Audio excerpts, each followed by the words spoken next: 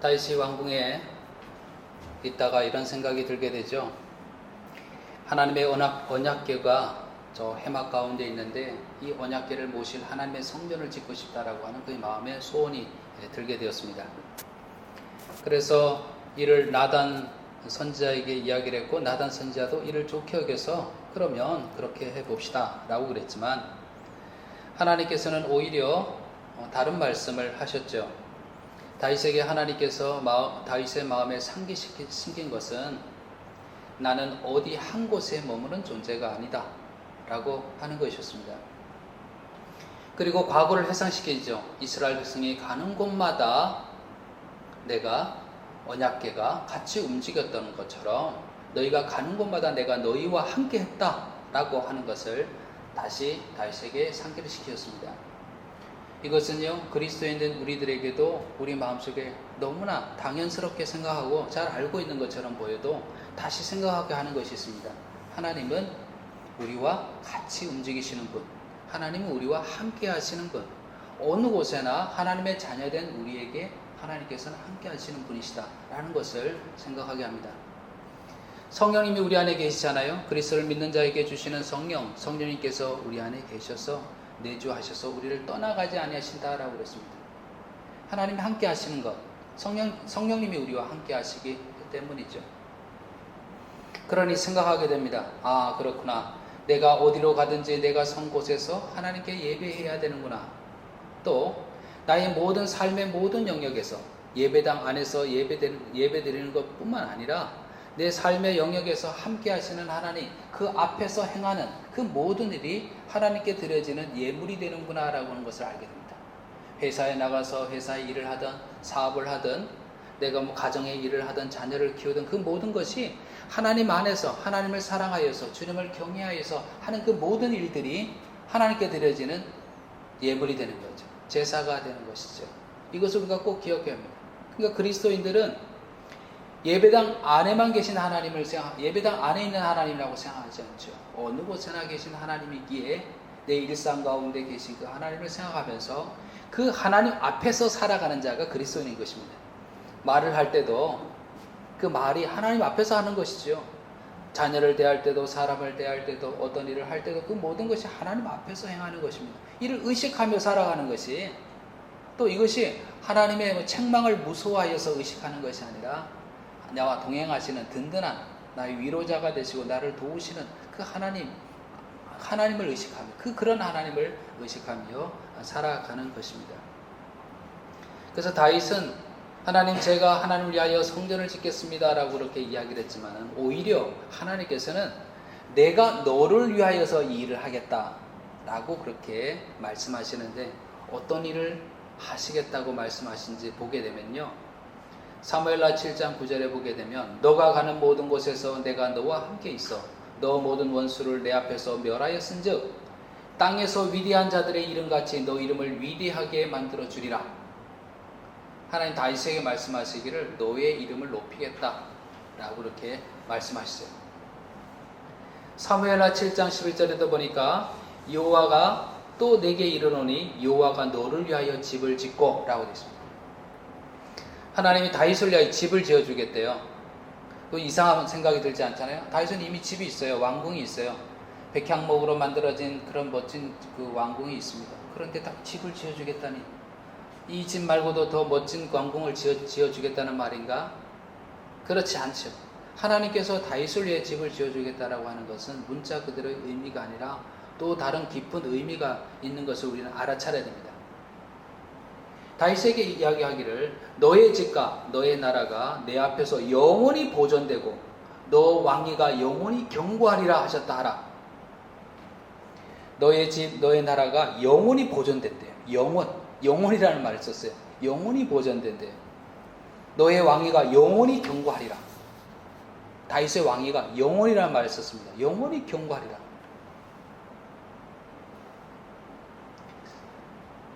우리 마음속에 생각하게 됩니다. 아니 도대체 다윗에게 말한 이 영원히 보존될 집이 무엇인가? 우리가 잘 알다시피 솔로몬 이후로 이스라엘은 나뉘어지게 되잖아요. 북이스라엘과 남유다로 나뉘어지게 되잖아요. 그리고 이후에는 북이스라엘은 아수르에 의해서 남유다는 바벨론에서 멸망하게 되잖아요. 우리가 생각할 수 있죠.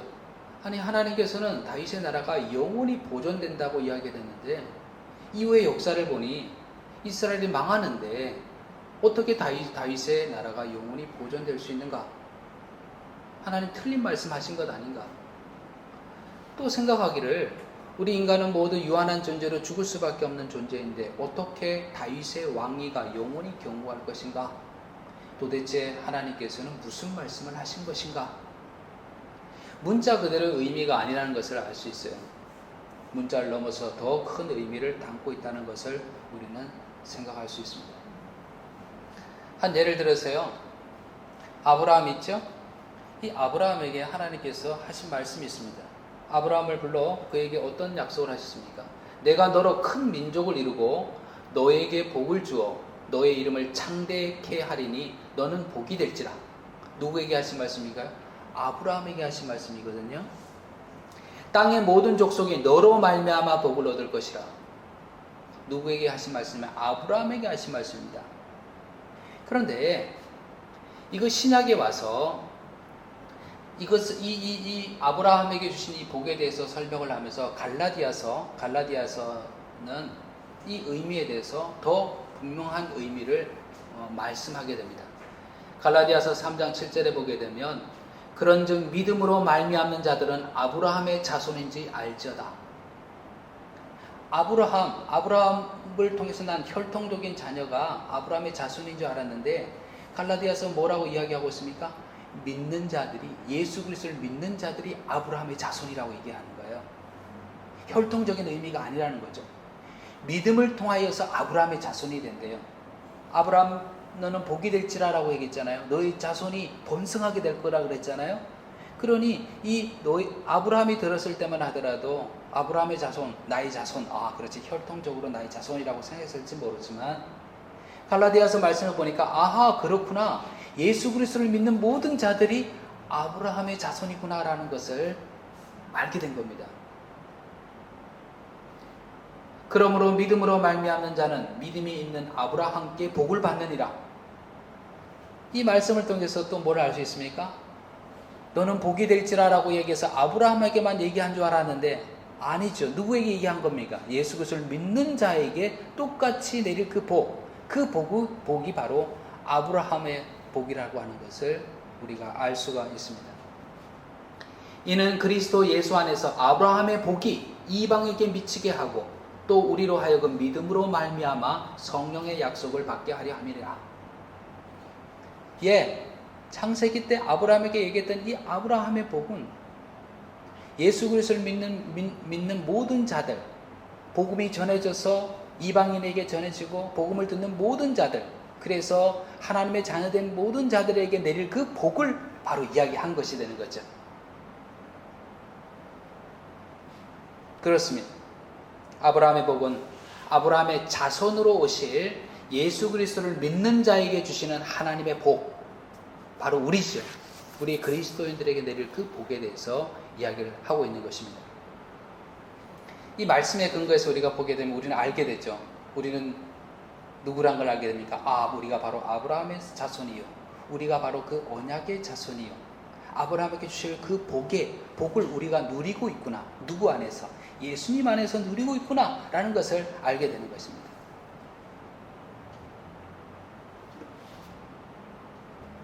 그렇다 그러면 이제 다윗을 한번 얘기해 봅시다. 아브라함의 복이 예수 그리스도를 믿는 자에게 주시는 그 복에 대해서 이야기한 것이라는 것을 깨닫게 될 때에 그럼 다윗에게 한 약속, 하나님께서 영원히 보존케 세워서 하나님께서 세워서 영원케 보존케 하겠다는 다윗의 집, 그의 나라, 또 그의 왕위, 이것이 무엇인가라고 하는 거죠. 다윗 자체를 이야기하는 것이 아닙니다. 예수님은 누구의 자손으로 오셨습니까? 다윗의 자손으로 오셨어요. 다윗의 자손으로 오신 그 예수 그리스도로 말미암아 세워질 그 나라, 그 왕이 이것이 영원토록 보존되겠다라고 하는 것입니다. 다윗에게 주신 약속은 그러니 누구에게 주신 약속이냐? 예수 그리스도를 믿는 자에게 주시는 그런 약속이 되게 되는 겁니다. 그리스도를 믿음으로 하나님의 자녀가 된 우리의 그 위치가 영원히 보존되어질 것이죠. 다윗에게 한 이 약속은요, 우리 그리스도인을 통해서 성취되어졌습니다. 우리는 다윗의 자손으로 오신 예수 그리스도를 믿음으로 말미암아 하나님의 교회가 되었고요, 하나님의 백성이 되었고요, 예수님을 영원한 왕으로 모시고 살게 되었고요, 영원한 하나님의 속한 자들이 되었습니다. 바로 이것이요, 예수 그리스도를 믿는 자에게 주시는 하나님의 복, 그 복을 우리가 누리고 있다라고 하는 겁니다. 이걸 깨닫는 것이 중요합니다. 우리는 복을 생각하게 될 때 내가 하는 일이 잘 되고 경제적으로 윤택해지고 내가 건강하고 이런 것만을 생각하기 쉽지만은, 이미 아브라함의 복을 대해서도 이야기하고 다윗의 약속에 대해서도 이야기하게 될 때 예수 그리스도를 믿는 자들에게 이미 내려진 그 복, 하늘의 복, 하나님의 복이 우리에게 있다는 사실을 깨닫는 것이 중요한 겁니다. 내게 이미 있는데 그것을 알지 못하면 소용이 없는 거예요. 집에 많은 양의 금을 가지고 있는데 금이 있는 것을 알지 못하고 그냥 매일매일 먹을 것 걱정하면서 힘들고 어렵게 살아간다 그러면 그거 어떻게 하겠습니까? 제일 중요한 게 뭐예요? 깨닫는 거잖아요. 이 중요한 것이 내게 있다라고 하는 걸 깨닫는 거잖아요. 그리고 그걸 활용하는 거잖아요. 이미 우리가 어떤 존재인지를 우리는 자꾸 물질적으로 나를 평가해서 나는 이것밖에 못 가지고 있는데 저 사람 저렇게 많이 가지고 있고 나는 이것밖에 못 가지고 있는데, 그래서 물질적인 기준으로 평가를 하려고 그러지만은요, 우리의 존재가 육체만 있는 것이 아니죠.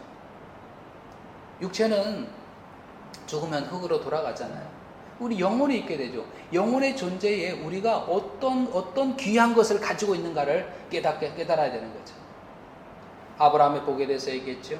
지금 다윗에게 한 약속에 대해서 얘기했죠. 누구에서 성취됩니까? 예수 그리스도에서 성취되어서 바로 믿는 자들에게 주시는 그 복이라는 것을 알게 됩니다. 그러니 내가 예수 그리스도를 구주로 믿고 있다면 그 복을 우리가 누리고 있다라고 하는 것을, 그리고 바로 그런 복된 존재라고 하는 것을 깨닫는 것이 중요합니다. 내가 어떤 존재냐?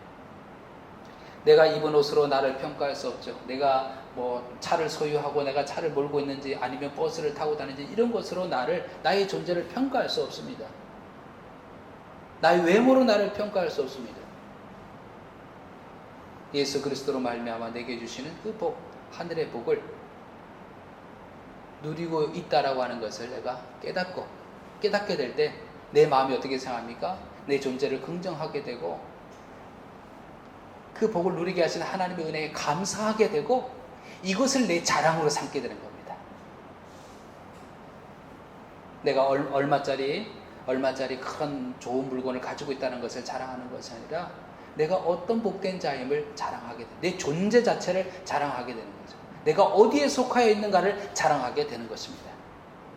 아브라함을 통해서도 다윗을 통해서도 영원히 보존할, 예수님 안에서 영원히 보존되어질 그런 믿는 자에게 주시는 그 영생, 하나님 나라가 내게 있다는 생각하시면서 이것이 우리의 자랑이 되어지고 이것을 통해서 내가 자긍심을 가지고 그렇게 살아갈 수 있는 그런 우리가 되기를 바랍니다.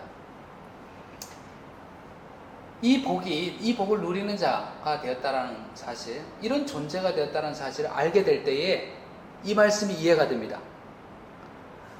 며칠 전에 오늘 주시는 말씀으로 올렸던 그 말씀인데요.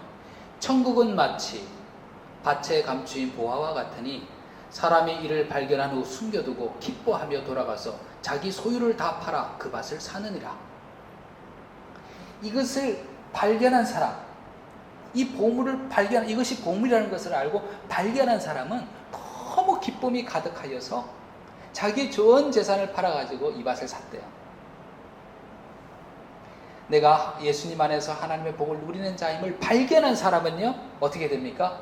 기뻐하는 삶을 살아가는 겁니다. 누가 나를 어떻게 얘기해도 내가 하나님의 사람이라는 것을 아는 사람은 기뻐하며 살아가는 겁니다. 그리고 내 생애의 모든 내 생애의 모든 관심과 집중이 어디에 있냐면 그 영원한 하나님의 나라, 하나님의 자녀로 살아가는 것, 왕이신 예수님을 따라 살아가는 것에 초점을 맞추게 되는 거죠. 이것이 천국과 같다라고 그렇게 이야기를 하게 된 것이죠. 이것이 내 안에 예수님 안에서 내게 이런 복이 있다는 것을 발견하시면서 세상의 것을 부러워하지 않고 내 안에 계신 하나님의 그 복으로 인해서 기뻐하며 살 수 있는 그런 우리가 되기를 바랍니다.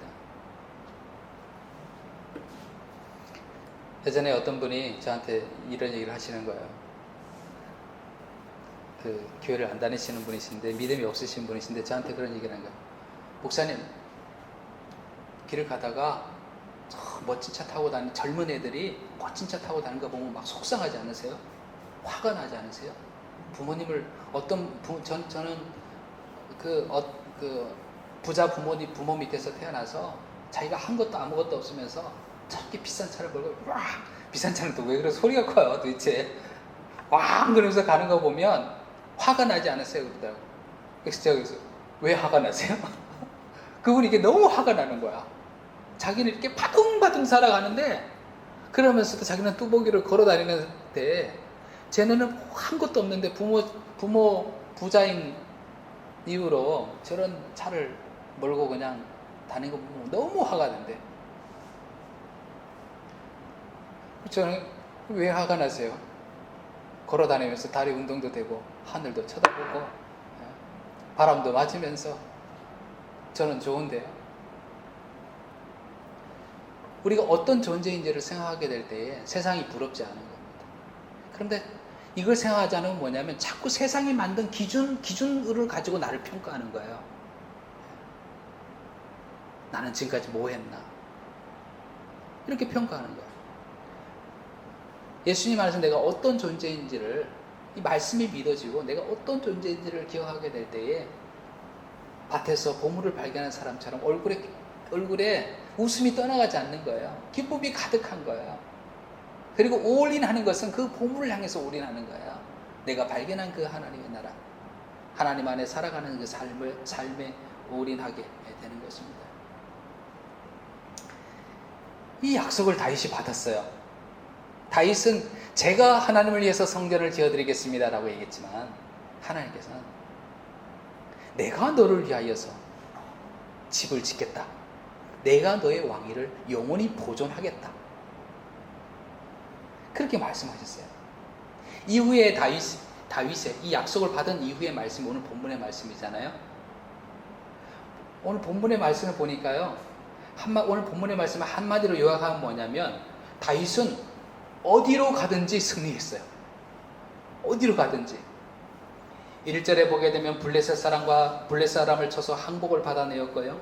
2절에는 모압을 쳐서 그들을 굴복시키고 그들이 조공을 바치도록 했습니다. 3절과 4절에 보게 되면 소바왕 하닷 에셀을 쳐서 승리하게 되고요. 5절에도 아람 사람에게서 승리하게 됩니다. 9절 10절에도 하마당 도이가 아들 요람을 보내서 다윗 왕을 무난하게 하고 축복합니다. 13절에 보면 에돔 사람을 쳐서 승리하게 됩니다. 뭐예요? 전쟁할 때마다 어떻습니까? 승리하게 되는 겁니다. 다윗의 모습이 어땠는지를 보여주고 있는 구절을 한번 읽어보겠습니다. 6절에 보니까요. 다윗이 다메섹 아람에 수비대를 두매 아람 사람이 다윗의 종이 되어 조공을 바치니라. 다윗이 어디로 가든지 여호와께서 이기게 하시니라. 14절에도 보니까요. 다윗이 에돔의 수비대를 두어 온 에돔의 수비대를 두니 에돔 사람이 다 다윗의 종이 되니라. 다윗이 어디로 가든지 여호와께서 이기게 하셨더라. 뭐가 반복되어 나오고 있습니까? 다윗이 어디로 가든지 여호와께서 이기게 하셨더라.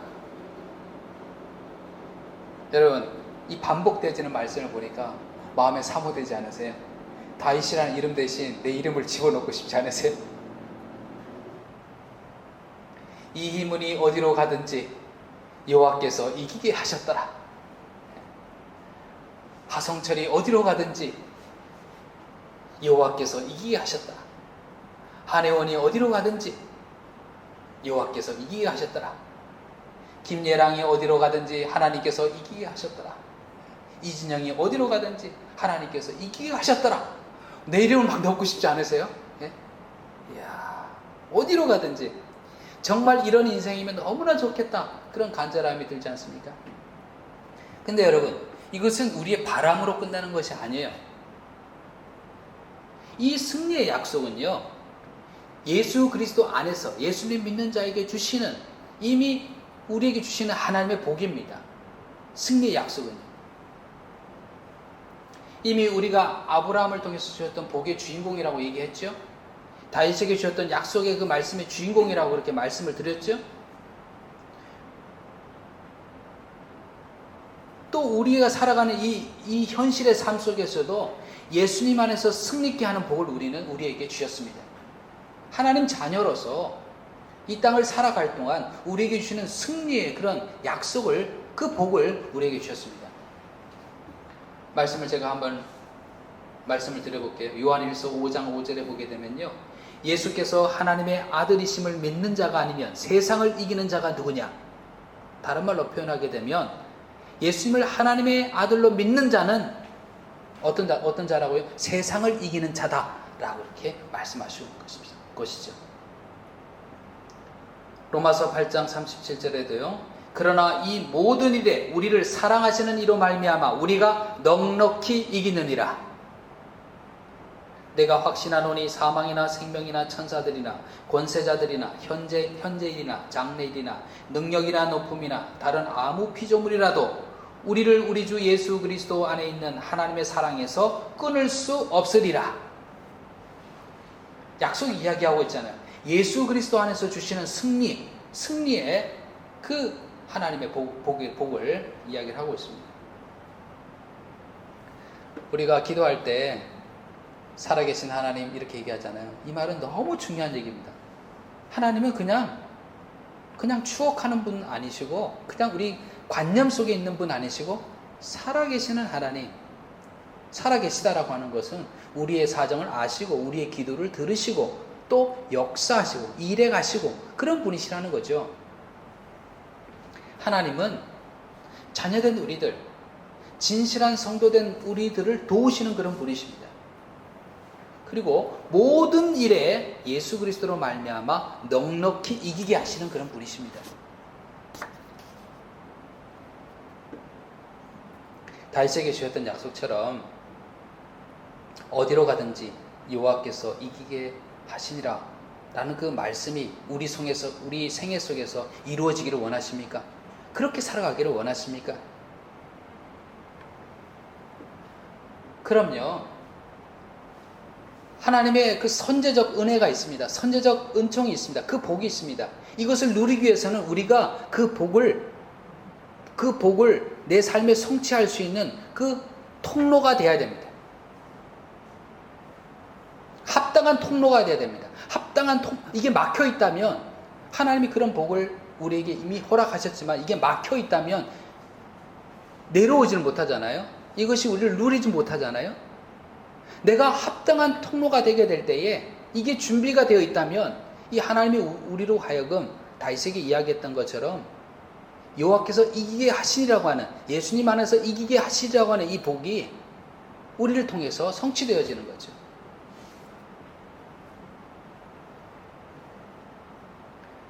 승리를 약속하시는 성경 말씀도 전제가 있잖아요. 세상을 이기는 자가 누구랴? 라고 이야기하면서 그 전제는 무엇입니까? 예수께서 하나님의 아들이심을 믿는 자라고 얘기했잖아요. 우리가 넉넉히 이기느니라. 우리를 사랑하시는 이로 말미암아. 그러니까 우리에게 주어진 이 승리의 약속, 이 내 삶 속에 성취되기 위해서는 진실된 믿음이라는, 예수님이야말로 하나님의 아들이시여 내 삶의 왕이시라고 하는 것이 분명히 믿어지고 이렇게 행하는 그런 진실된 믿음이라는 통로가 내게 준비되어 있을 때에 이 승리가 우리들에게 일어나게 되는 거죠. 성취되게 되는 것입니다. 다윗이 전쟁에 나서 계속 승리하잖아요. 여호와께서 승리케 하셨다 그랬잖아요. 오늘 다윗의 모습을 보게 되면요, 이 통로가 준비된 사람입니다. 어떻게 할 수 있냐고요? 오늘 본문 말씀 전에 7장과 8장을 보더라도 다윗이 어떤 믿음의 사람이었는지, 어떤 믿음의 통로를 가지고 있는지를 발견할 수 있어요. 먼저 보게 되면요, 하나님께서 다윗에게 약속을 주셨잖아요. 내가 너희 집을 세우겠다. 너희 왕위를 견고케 하겠다. 너희 나라를 견고케 하겠다. 라고 그렇게 말씀하셨잖아요. 그 말씀을 받고 난 다음에 다윗은 어떻게 했는지 아십니까? 다윗이 어떻게 했는지를 한번 들어보시기 바랍니다. 만군의 여호와 이스라엘의 하나님이여, 주의 종의 귀를 여시고 이르시기를 내가 너를 위하여 집을 세우리라고 하셨으므로 주의 종이 이 기도로 주께 간구할 마음이 생겼나이다. 어떻습니까? 약속의 말씀을 받고 난 다음에 다윗은요, 이 말씀을 받고 이것을 믿음으로 말미암아서 하나님께 간구할 마음이 생겼대요. 이것을 가지고 기도한다는 얘기입니다. 주 여호와여, 오직 주는 하나님이시며 주의 말씀들이 참되시니이다. 주께서 이 좋은 것을 주의 종에게 말씀하셨사오니, 주님께서 말씀하셨사오니 이제 청하건대 종의 집에 복을 주사 주 앞에 영원히 있게 하옵소서. 주 여호와께서 말씀하셨사오니 주의 종의 집이 영원히 복을 받게 하옵소서. 어떻습니까? 약속을 받고 난 다음에, 그 약속의 말씀을 받고 난 다음에 다윗은 어떻게 했습니까? 내게 주신 그 말씀을 믿고, 그 말씀에 의지하여서 기도하고 있습니다. 여러분이 성경을 읽는다든지 아니면 설교 말씀을 듣는다든지 그랬을 때, 이게 내게 주시는 그런 약속, 이것이 성경을 통해서 내게 주시는 약속이라는 것이 확신이 들 때 이것을 가지고 기도하십니까? 하나님께서 내게 이런 말씀을 주셨으니 내게 기도할 마음이 생겼습니다. 하나님께서 이렇게 말씀하셨사오니 이렇게 행하여 주옵소서 라고 그렇게 기도하십니까? 그냥 좋은 말씀이네, 감동적이네, 거기로 끝나는 경우가 있지 않습니까?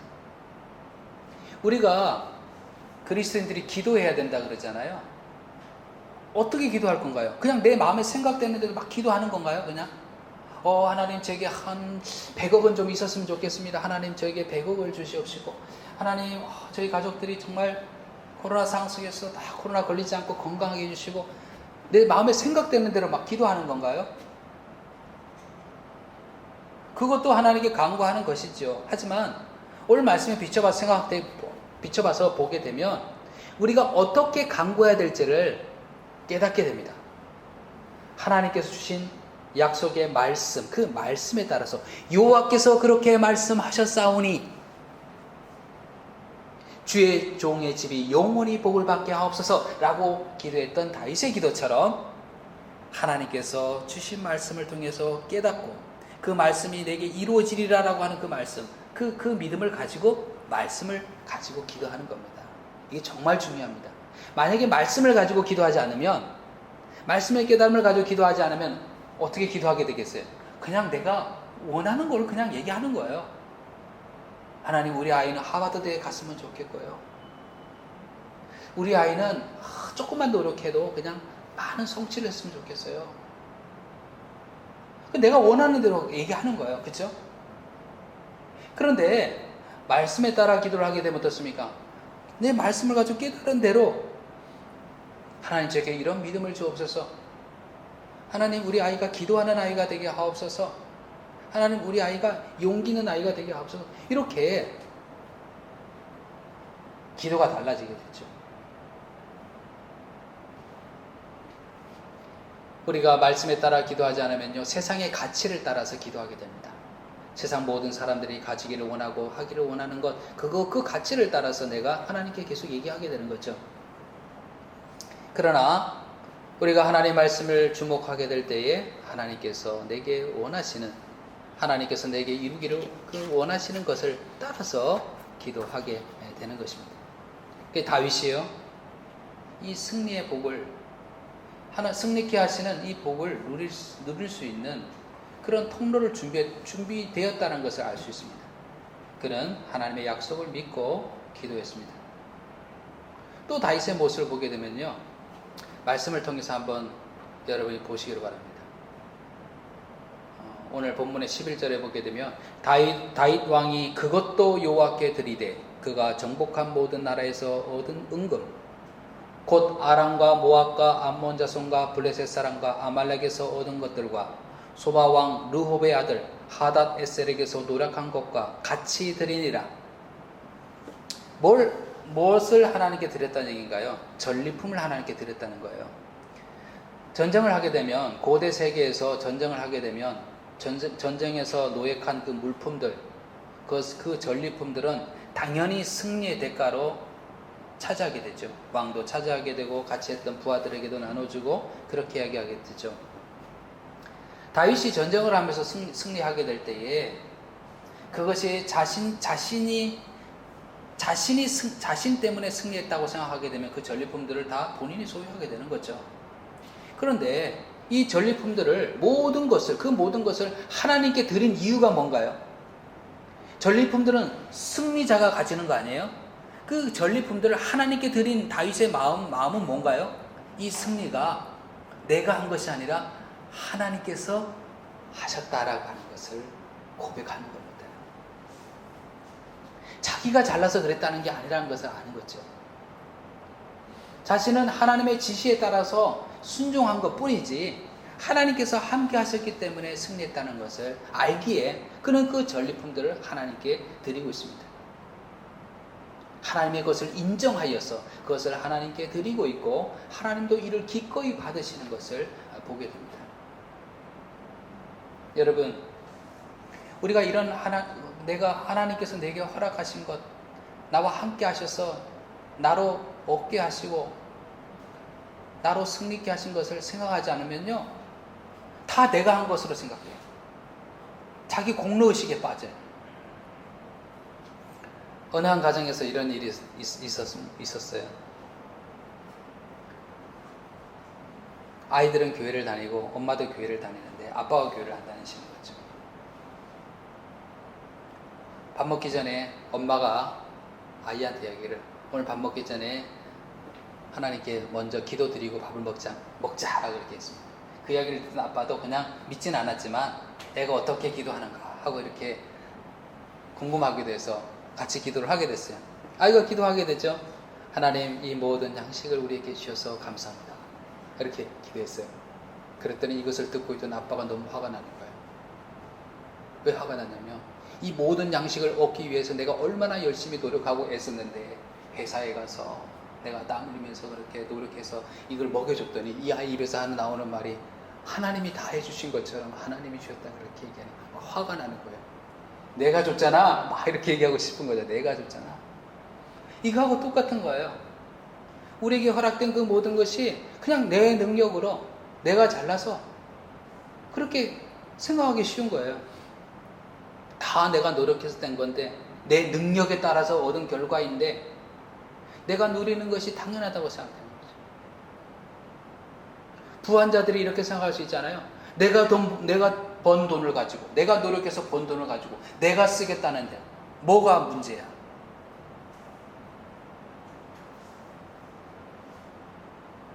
내가 지금의 이 자리를 얻기 위해서 내가 얼마나 노력했는데.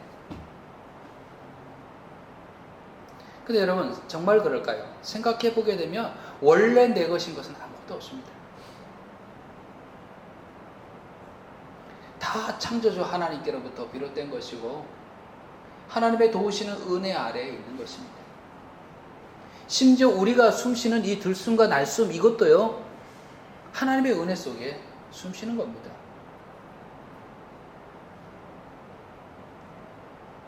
너무 자연스러워서 의식하지 못하는 이것조차도 하나님의 은혜 속에 있는 겁니다. 가끔 말씀드렸지만 저희 아버님께서 규폐로 돌아가셨거든요. 석탄가루가 허파에 탁 박혀서 나중에는 허파가 제 기능을 못해서 딱딱하게 굳어서 숨을 못 쉬는 거예요. 나중에 숨을 못 쉬어요. 고등학교 때 저희 아버지랑 길을 걷는데 6교를 못 건너시는 거예요. 못 올라가시는 숨이 차서. 성묘를 갔는데 저쪽에 할아버지 산소가 저 산 쪽에 있는데 아버지는 못 올라가셔요. 아버지가 약도를 그러시죠. 얘야, 이렇게 올라가서 이렇게 가다 보게 되면 여기가 할아버지 산소단다. 잘 찾아가야 된다. 아버지는 못 가셔. 왜? 못 올라가시는 거예요. 숨이 차서. 나중에는 화장실 가시는 것도 숨이 차셔. 산소통에 연결된 줄을 탁 이렇게 푸시면서 가셨다가 다시 그것을 감고 이렇게 오시는 거예요. 화장실. 누군가 지나가다가 그 선을 딱 밟잖아요. 그러면 숨이 막히는 거예요. 또 이 줄이 꼬이면 아주 심각하죠. 줄을 또 풀고 다시 얼마나 번거로운지 모르죠. 우리가 숨 쉬는 이 들숨과 날숨, 이것도 하나님의 은혜 속에 우리의 숨이 있는 거죠. 내 능력으로, 내가 잘나서, 내가 노력해서. 아니죠. 바울 이야기하자면, 바울이 자기가 자기 공로를 생각한다면 그렇게 생각할 수도 있잖아요. 야, 내가 설교를 했더니 사람들이, 얼마나 많은 사람들이 예수님께로 돌아오게 되고, 내가 행한 이적을 보니 정말 야, 대단하지 않아? 속으로 이렇게 생각할 수도 있겠죠. 근데 이 바울은 뭐라고 고백했습니까? 그러나 내가 나된 것은 하나님의 은혜로 된 것이니 내게 주신 그의 은혜가 헛되지 아니하여 내가 모든 사도보다 더 많이 수고하였으나 내가 한 것이 아니요 오직 나와 함께 하신 하나님의 은혜로다. 하나님의 은혜로다 라고 했습니다. 내가 한 것이 아니요 하나님의 은혜로다. 내가 나된 것은 하나님의 은혜로다. 그렇습니다. 성경의 비유 중에 주인이 멀리 길을 떠나면서 하인에게 맡기고 가잖아요. 달란트 비유도 그렇죠. 맡기고 가잖아요. 내게 맡겨진 것을 종들은요, 내 것이라고 생각하지 않습니다. 단지 맡겨진 주인의 명령에 따라서 최선을 다해서 일을 하죠. 그리고 그 주인이 돌아왔을 때 기쁨을 가지고 자신들이 한 것을 보고하게 됩니다. 바로 이 마음, 주인이신 하나님께서 내게 맡겨준 것, 내 것으로 여기지 아니하고 내게 맡겨주신 하나님의 명령에 따라서 최선을 다해 일하며 기쁨으로 보고하는 것, 이것이 바로 하나님을 믿는 그리스도인의 모습인 거죠. 하나님께서 우리에게 맡겨주신 것을 내 것으로 여기면서 살아가게 될 때 우리는요, 물질에 대한 욕심으로 가득해서 살아갈 수 있습니다. 제일 경계해야 될 것이, 이 세상을 살면서 제일 경계해야 될 게 그 마음입니다. 다 내 노력으로, 내 애씀으로 된 것이라 생각하게 될 때 물질의 욕심을 가지고 살아가게 되죠.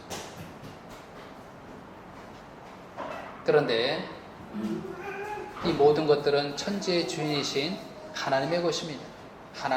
하나님께서 주신 것입니다. 다윗은 전리품들을 다 하나님께 드림으로 하나님께서 하셨습니다를 고백했습니다. 그런 믿음의 통로를 가지고 있는 다윗에게 하나님께서 승리케 하시는 그런 하나님의 역사를 보이시게 된 것입니다. 또 보게 되면요, 이 다윗은요, 오늘 본문의 15절 말씀을 보게 되면 이렇게 말씀하고 있습니다. 다윗이 온 이스라엘을 다스려 다윗이 모든 백성에게 정의와 공의를 행할세. 무엇으로 백성을 다스렸다 되어 있습니까? 정의와 공의로 백성을 다스렸다라고 되어 있습니다. 백성을 향한 다윗의 통치는 하나님의 공의에 기반되어 있습니다. 하나님은 공의로우신 분이십니다. 우리는 하나님을 생각하게 될 때 사랑의 하나님만을 많이 생각하죠. 십자가에서 우리를 위해 돌아가신 그 예수님을 보내신 하나님의 사랑, 그 사랑에 대해서 이야기 많이 하죠. 그러나 십자가를 곰곰이 보게 되면요, 그 안에 공의가 있습니다. 그 죄의 값을 치르게 하시는 하나님의 공의가 있습니다. 하나님은 공의로우신 분이십니다. 그는 반석이시니 그가 하신 일이 완전하고 그의 모든 길이 정의롭고 진실하고 거짓이 없으신 하나님이시니 공의로우시고 바르시도다. 그는 공의와 정의를 사랑하시며 세상에는 여호와의 인자심이 충만하도다. 이스라엘 백성이요, 우상에 빠져 있을 때, 우상 숭배하면서 우상 숭배에 빠져 있을 때 나타나는 현상이 뭐냐면요, 불의한 거예요. 재판장들은 돈을 얼마나 받냐에 따라서 불의하게 재판하게 되고, 가난한 자들은 더욱더 가난하게 되고, 억울한 사람들이 더 많아지게 되고, 힘든 자들이 더 많아지게 되고, 이럴 때가 어느 때냐면 우상 숭배할 때, 하나님을 잘 섬길 때는 하나님의 공의에 따라 살고자 하는 마음이 있습니다. 왜냐하면 하나님은 공의로우신 분이기 때문에 그렇습니다. 예언자들이 계속해서 이스라엘 향해서 하나님 말씀을 전하잖아요. 그 얘기는 뭡니까? 공의를 행하라는 거예요. 하나님의 공의를, 정의를 행하라고 하는 겁니다. 우상 숭배를 하지 말고 너희의 사리사욕을 따라서 그렇게 살아가지 말고 공의를 행하라는 거죠. 아모스 선지자 있죠? 아모스 선지자는 뭐라고 얘기했습니까? 오직 정의를 물같이 공의를 마르지 않는 강같이 흐르게 할지어다 라고 되어 있습니다. 공의를 이야기하고 있죠. 제가 좋아하는 말씀, 미가 선지자의 말씀이 있습니다. 들어보시기 바랍니다. 사람아, 주께서 선한 것이 무엇임을 내게 보이셨나니 여호와께서 너에게 구하는 것은 오직 정의를 행하며 인자를 사랑하며 겸손하게 내 하나님과 함께 행하는 것이 아니냐. 야, 이 말씀 하나에 우리를 향하신 하나님이 우리가 어떤 인생을 살아가기를 원하는 마음이 다 들어 있습니다. 하나님께서 선하신 것을 우리에게 보이셨대요. 하나님께서 우리에게 구하는 것은 오직 정의를 행하며 인자를 사랑하고 겸손하게 하나님과 함께 행하는 것이다 라고 하는 것을 분명하게 이야기를 하고 있습니다. 이것만큼 분명한 우리 인생의 목적이 어디 있겠습니까?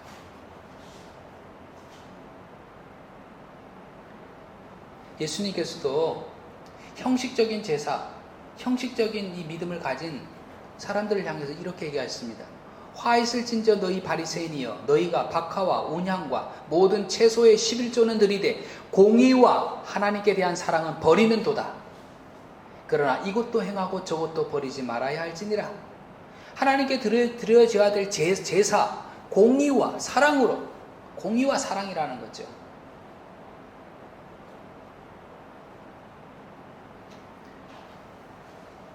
다윗이 하나님께 왜 마음에 합한 자라는 것을 알게 됐죠. 한 절에 나와 있잖아요. 공의와 정의를 행해, 정의에 따라서 백성을 다스렸다는 거죠. 오늘 다윗의 모습 보았습니다. 다윗은 진실한 믿음을 가지고 있었어요. 하나님 앞에서 하나님을 경외하는 믿음을 가지고 있었습니다. 어떤 모습을 봤습니까? 기도하게 될 때 무엇에 따라서?